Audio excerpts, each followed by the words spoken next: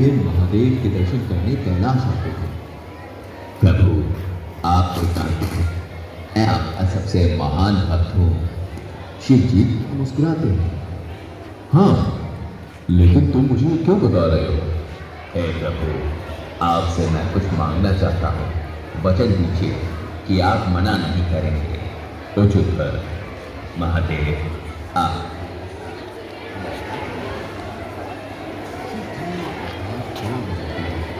उनके हाथों में शिवलिंग प्रकट होता है। ये लो रावण, इसे अपने साथ ले जाओ, ये मेरा है।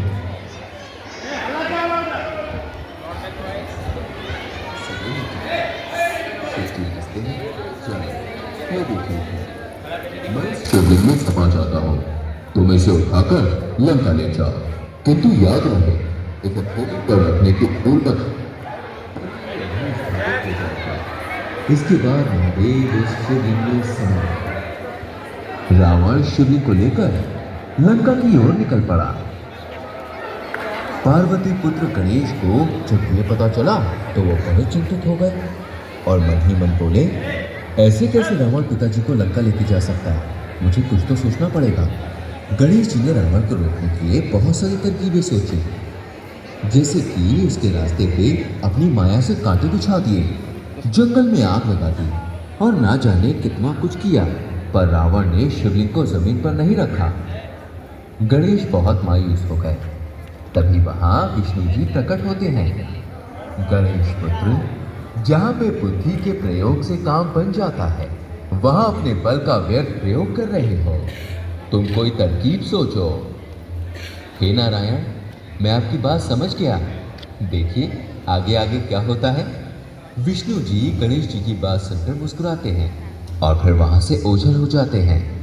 गणेश जी ग्वाले का रूप लेकर रावण के पास जाते हैं। आप कौन हो और पत्थर लेकर कहां जा रहे हो? मूर्ख बालक, कौन हो तुम जो लंकापति रावण को नहीं जानते?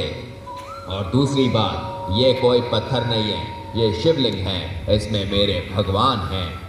मेरा नाम बैजू है, लेकिन आप ये बताइए कि आपके ऐसे कैसे भगवान हैं जो पत्थर में बसते हैं? रावण को ये बात सुन के गुस्सा आता है। मूर्ख, तुझसे बात करना ही मूर्खता है। रावण वहां से आगे बढ़ जाता है। ठीक है, बड़े लोग की बड़ी बात, मुझे तो बहुत प्यास लगी है, आप पियोगे पानी?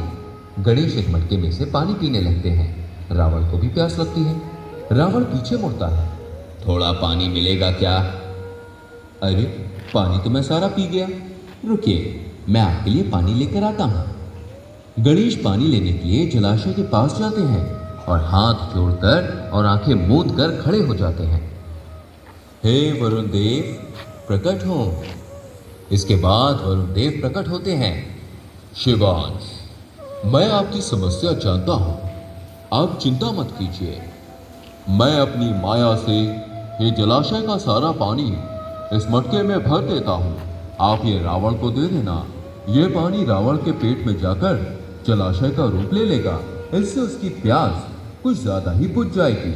वरुण देव अपनी माया से जलाशय का सारा पानी उस छोटे से मटके में भर देते हैं।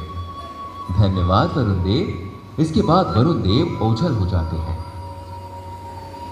गणेश जी वहां से रावण के पास जाते हैं और उसे मटका देते हैं। रावण एक हाथ से मटका लेकर पानी पीता है और वहां से चलने लगता है। लेकिन थोड़ी देर बाद रावण के पेट में हलचल होने लगती है। वो रुक जाता है। क्या हुआ रावण जी? पानी तो पी लिया, लेकिन अब मुझे मेरी लघुकंशा के निवारण हेतु जाना होगा। क्या तुम थोड़ी देर के लिए ये शिवलिंग पकड़ोगे? लेकिन अरे पकड़ो ना, थोड़ी देर की ही तो बात है। अगर मैं लघु शंका निवारण हेतु ना गया तो विपत्ति आ सकती है। ठीक है, आप जाइए, लेकिन सूर्यास्त के पूर्व आ जाना, वरना मैं इसे नीचे रख दूंगा।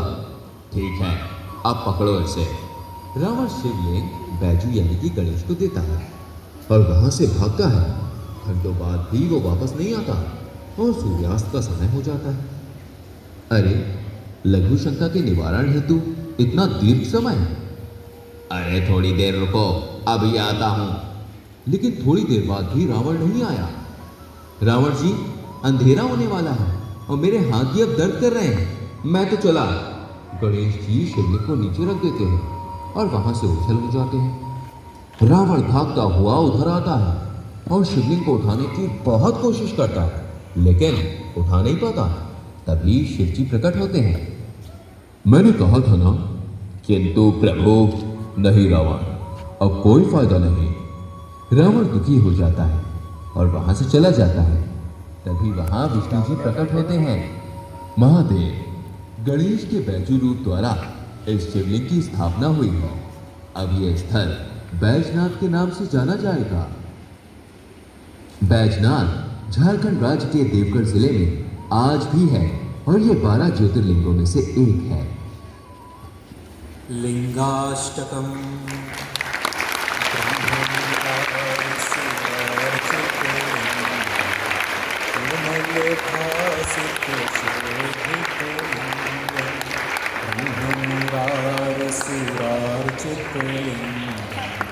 निर्मल भासित शोभित